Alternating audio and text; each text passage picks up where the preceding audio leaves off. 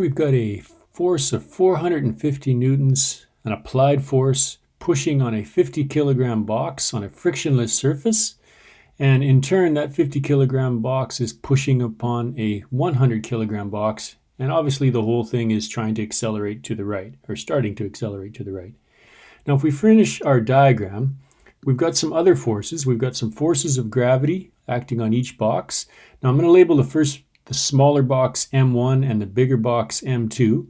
So there's a force of gravity straight down on the smaller box, and I'm going to call that FG1 to match M1.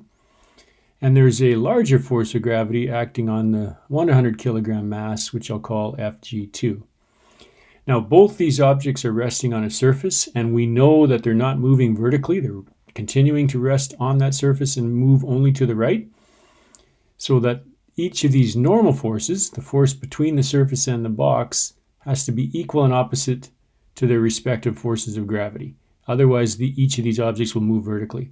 So I've got a normal force Fn1, which is equal to Fg1. Similarly, I've got a normal force Fn2, which is equal to Fg2. Now there are some forces in between the boxes because they're pushing on each other. And Newton's third law says that those two forces are equal and opposite to each other.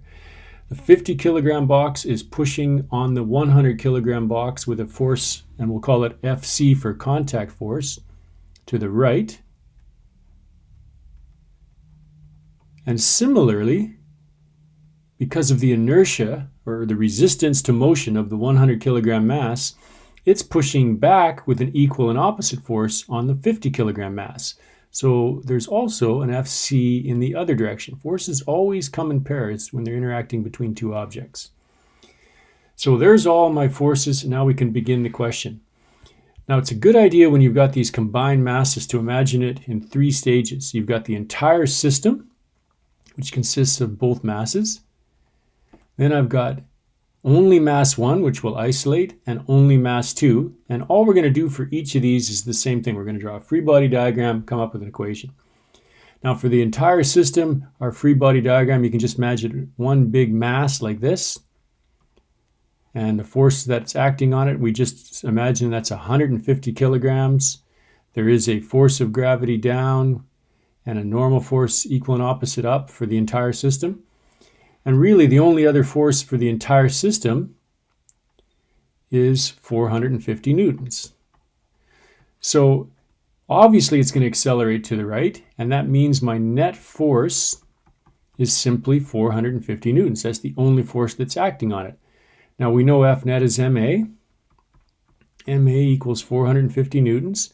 Now, my mass, because we're doing the entire system, would be 150 kilograms. And when I take 450 and divide it by 150, I get an acceleration to the right for the entire system of 3 meters per second squared. So we've done the entire system. Now let's just isolate the 50 kilogram mass and see what forces are acting on it. So now if I look at the 50 kilogram mass, there's directly attached to it is our 450 Newton force. It feels that force. But it also feels the resistance from the 100 kilogram mass. So there's an Fc pushing back on it. Now, once again, there's gravity, Fg1, and a normal force, Fn1, that are equal and opposite, so they cancel each other off. So when I look at just M1, I get a net force that's equivalent to 450 minus Fc, since Fn and Fg cancel each other. So my goal is to solve for that contact force between the two. So I'm going to try and figure out what Fc is. Well, we know F net is always ma. So if I'm going to solve for Fc, I can bring it to the other side by adding an Fc to both sides and then subtract an ma from both sides. And I end up getting Fc is 450 minus ma. I'll let you do the math there to confirm. So I get 450. Now I'm isolating only mass 1. So I'm only going to put in 50 kilograms. Now, since the acceleration of the entire system is 3, and mass 1 and mass 2 are connected, The acceleration of mass 1 alone will be 3. So it ends up being 450 minus 50 times 3, which is 150, and you end up getting a contact force of 300 newtons, and if you're looking at mass 1, that's acting to the left. Now let's do the last mass, mass 2, and hopefully we get the same answer to confirm Newton's third law. So on mass 2, there's a force of gravity straight down, Fg2. There's a normal force equal and opposite straight up. Now the only force directly attached to mass 2 is this Fc, this pink force that I've identified originally. Fc is to the right. So we can't put the 450 on there. It's not directly attached to the 100 kilogram mass. So that means for mass 2, my net force is simply Fc. It's a lot easier than mass 1. F net is ma. But now I'm going to use my 100 is my mass.